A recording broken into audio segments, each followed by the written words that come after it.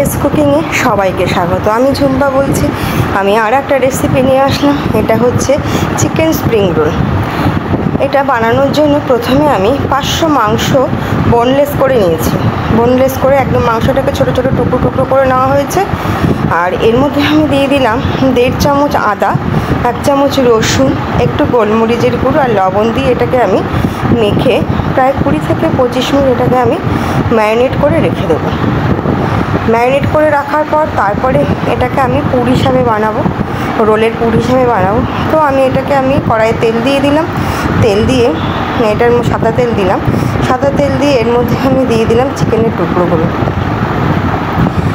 টুকরোগুলো দিয়ে এটা আমি ভালো করে নাড়াচাড়া করবো। এই টুকরো কিন্তু সিদ্ধ হতে খুব বেশি সময় লাগবে না, একদম বোনলেস, তার মধ্যে একদম ছোট ছোট টুকরো করা, বেশি সময় লাগবে না। আচ্ছা, এর মধ্যে আমি বেশ কিছু সবজি দেবো। সেই সবজিটা হচ্ছে দিয়ে দিলাম 2টো কাঁচা লঙ্কা। বেশি ঝাল হবে না, এটা অ্যাকচুয়ালি ছোটো ছোটো বাচ্চাদের জন্যই বানাচ্ছি, তার জন্য 2টো কাঁচা লঙ্কা, একটা বড় সাইজের একটা পেঁয়াজ কুচি করে নিয়েছি, আর দিয়েছি একটা টমেটোর হাফ টমেটো। হ্যাঁ, এটাকে ভালো করে আমি মিক্সড করব। করার পর এখানে দেব আমি একটা বড় গাজর, এটাকে কুচিয়ে রেখেছি, আর একটা ক্যাপসিকামের হাফ ক্যাপসিকাম আমি কুচিয়ে রেখেছি। আমি টমেটোটা দিয়ে দিলাম। টমেটোটা দেওয়ার পর এবার আমি গাজরের টুকরোগুলো দিয়ে দিলাম। দিয়ে এর মধ্যে আর দেবো আমি ক্যাপসিকাম, একটা বড় ক্যাপসিকামের হাফ কেটে রেখেছি, আর একটা ছোট বাঁধাকপির 1 চিমটে বাঁধাকপিটাকে কুচিয়ে নিয়ে এর মধ্যে আমি দেব। আর এর মধ্যে এরপর আমি দেবো স্বাদ অনুযায়ী একটু লবণ দিতে হবে। লবণটা একটু অল্প দিলেই ভালো হয়, খুব বেশি লবণের প্রয়োজন হবে না এখানে। দিয়ে এটাকে আমি নেড়ে আমি এটাকে ঢাকা দিয়ে দিলে এই জিনিসটা কিন্তু মজে যাবে। আমার কিন্তু চিকেন অলরেডি সিদ্ধ হয়ে গেছে, শুধু আমার সবজিটাকে মজানোর পালা। এটা মজে গেলে তারপরে মোটামুটি কিন্তু আমার পুরের জন্য এটা কিন্তু আমার রেডি হয়ে যাবে। আর এখানে আমি রান্নার স্বাদের জন্য একটুখানি আমার চিনি দিতে হবে। আর দেবো এখানে আমি 2 চামচ সয়া সস দিলে গন্ধটা খুব ভালো হবে, খেতে ভালো লাগবে। দিয়ে আমি এর মধ্যে এবার দিয়ে দিলাম 2 চামচ সয়া সসে যেহেতু লবণ আছে, সেহেতু তখন কিন্তু আমি লবণ কিন্তু খুব বেশি দিইনি, লবণটা আমি খুব অল্প পরিমাণেই দিয়েছি। আর এবার দিয়ে দেবো একটু চিনিটা দিলাম, স্বাদের ব্যালেন্সের জন্য দিলাম। চিনিটা দিয়ে এবার এটাকে নাড়াচাড়া করে এটা কিন্তু আমার রেডি হয়ে গেল পুরের জন্য। এইবার আমি যে রোলটা বানানোর জন্য আমি নিয়েছি ওখানে প্রায় 3 কাপ আমি ময়দা, ভালো করে ওটাকে আমি চেলে নিয়ে ওটাকে আমি একটু ময়াম দিয়ে বেশি করে একটু ময়াম দেবো। ময়াম দিয়ে এটাকে আমি মেখে বেশ কিছুক্ষণ এটাও আমি 20-25 মিনিট আমি রেখে দেবো। তো আমি এখানে অল্প একটু লবণ দিলাম। সব কিছুর মধ্যে লবণ পড়ছে বলে লবণটা অল্প অল্প করেই দিতে হবে। লবণ দিলাম, আর দেবো একটুখানি চিনি দেবো, আর একটু সাদা তেল দেবো, আর একটু দেবো আমি খাবার সোডা দিয়ে এটাকে ভালো করে, আর জলটা দেবো একটু উষ্ণ গরম জল দেবো। বেশি কিন্তু আমি ঠান্ডা জল দেবো না এখানে। আমি গরম জলটা খুব গরম না, কিন্তু উষ্ণ একটু গরম জল দিয়ে এটাকে মেখে আমি ঢাকা দিয়ে রেখে দেবো। রেখে দিয়ে তারপরে এটাকে আমার বানানোর পালা, তারপরে আমার তৈরি করতে হবে। আসলে এটা আমার তৈরি করার একটাই উদ্দেশ্য, আমার কিছু কচিকাচা আছে তাদের জন্য।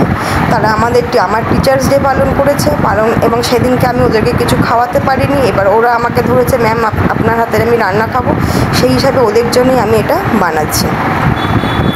এটা স্প্রিং রোলটা বাচ্চাদের জন্যই করব। তা এইবার সেই জন্য এটাকে আমি আজকে করছি। তো এইবার এটা আমি এখান থেকে আমি লেচি কেটে নেব। কেটে নিয়ে এটাকে আমি ছোট ছোট করে 12টা লেচি কাটবো। খুব বেশি বড় কিন্তু গোলা হবে না, ছোট ছোট করেই হবে। কেটে নিয়ে তারপরে এটাকে আমি শুরু করব করা।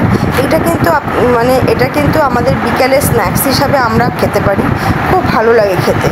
বাইরের খাবার না খেয়ে যদি ঘরে আমরা এরকম করে নিই, কিন্তু খেতে কিন্তু ভীষণই ভালো লাগে। সামনে পুজো আসছে। আমি এখন এই রুটির এগুলোকে আমি একটা করে আমি সব বেলে নিয়ে তারপরে আমি এটা রোলের আকার দেবো। সামনে পুজো আসছে, পুজোর সময় বাইরের খাবার আমরা অবশ্যই খাই, তবুও যতটা খাওয়ার অ্যাভয়েড করা যায় ততই ভালো। সেই সময় খুব ভালোভাবে ওরা এত চাহিদা থাকে, তৈরি করতে পারে না। তাই ঘরে তো পুজোর সময় রান্নাবান্না প্রচুর হয়। হ্যাঁ, সেই সময় যদি আমরা এটা বিকালের জন্য আমরা যদি এটা করে নিই, কিন্তু খারাপ হয় না, খেতে কিন্তু সত্যিই খুব ভালো লাগে।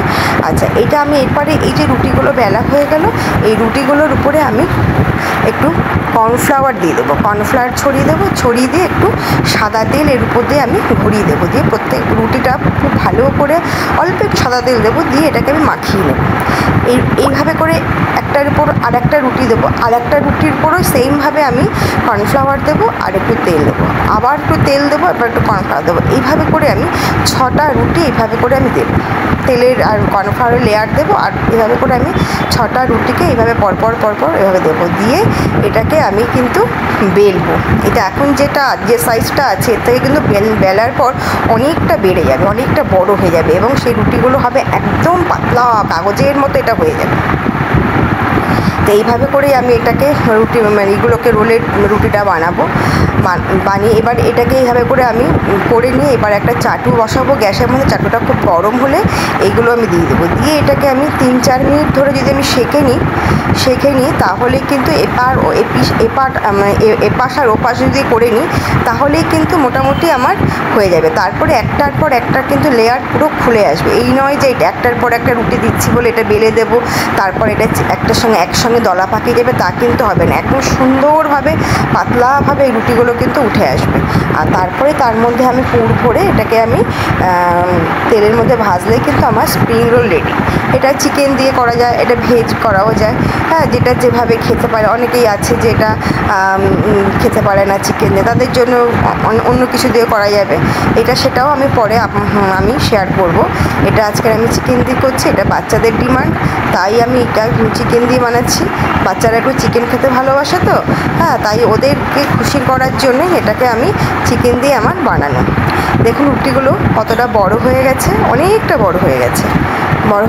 এইবার এটাকে আমি গরম তাওয়ার মধ্যে দিয়ে দিলাম, দিয়ে এটাকে এপিট ওপিট করবো 3-4 মিনিট করলেই কিন্তু আমার রুটিটা কিন্তু হয়ে যাবে। তারপরে আমি একটার পর একটা কিন্তু রুটি উপর থেকে উঠে আসবে। এইভাবে করে আমি 6টা করে দুভাগে এবার 12টা ভাবে করবো।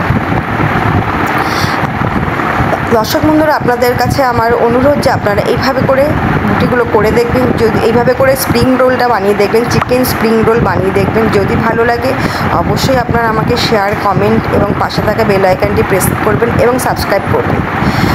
আর আপনারা আমার পাশে আছেন, এটা আমার কাছে খুব ভালো লাগছে, এবং পাশে থাকবেন এটাই আপনার আশা রাখছি আপনাদের কাছে যে আপনারা আমার পাশে থাকবেন।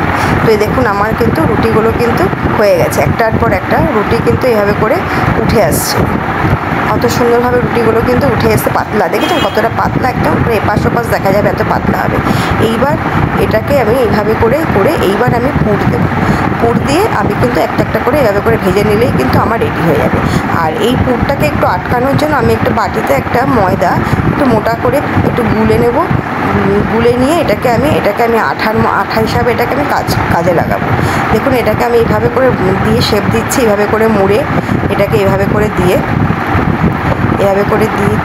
নিয়ে তারপরে কিন্তু এটাকে মুড়িয়ে এটাকে পাশে আমি যখন ময়দাটা লাগিয়ে এটাকে করে দেবো, ব্যাস আমার কিন্তু রোলের শেপ দেওয়া কিন্তু আমার রেডি।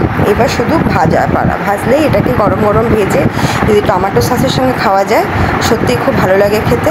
আপনারা অবশ্যই বানাবেন, দেখবেন কতটা সুস্বাদু খেতে। বাচ্চারাও ঘরে যদি বাচ্চা থাকে বাচ্চাদেরও এইভাবে বানিয়ে দেবেন, বাচ্চারা খেয়ে খুব মজা পাবেন। এইভাবে করে আপনারা করবেন, এটাই আমি আশা করছি। আচ্ছা দেখুন আমার এই সেকেন্ড রোলটাও আমি এইভাবে করে করলাম। এইভাবে করে আমি এক একটা করে রোল আমি তৈরি করে নেব।